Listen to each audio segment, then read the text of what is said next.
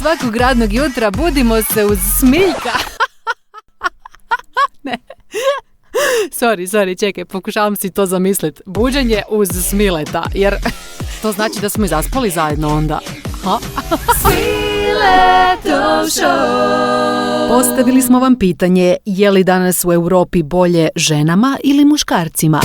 Dragi dame, sretan vam dan žena, sve žene i sve koji se tako osjećaju. Hvala. Da li ovih što se tako osjećaju isto je njima dan žena ili nije? Mislim da. Je, Ne znam, morali bi ih pitati. Bih ja čestitala ženama njihov dan žene i rekla bi im da i dalje budu divlje i hrabre. Divlje?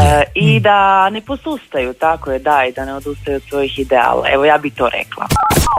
Ozbiljno. Ti si Znači, tramvaj prošao kroz cijelo raskrižje, izletio iz tračnice i pogodio kiosk na suprotnoj strani. Opa, to treba znati. Ko? A znaš ko je bio vozač? Ko? Žena.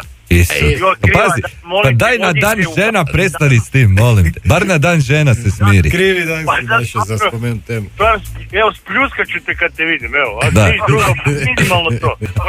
Većina ljudi je tradicionalno odgojena, di je žena doma kuha, sprema, čisti, pere, pegla, a muško sjedi, čita novine i gleda televiziju. I još tek tome pita kad će ručak. Dobro, zapijenila se. Dobra, Meni je najgore kad se taj ručak presoli.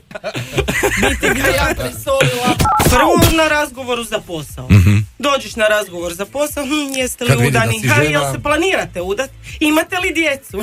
Pa ja mislim da naročito u razgovoru za posao nije ravnopravno. Jer ja kad dođem u dekolteu i minici ne dobim posao odmah. Ali ne dođeš na razgovor za posao dekolteu i mini. I u štiklama, jel? Da, ja dođem u štiklama, ne mogu dobiti posao odmah.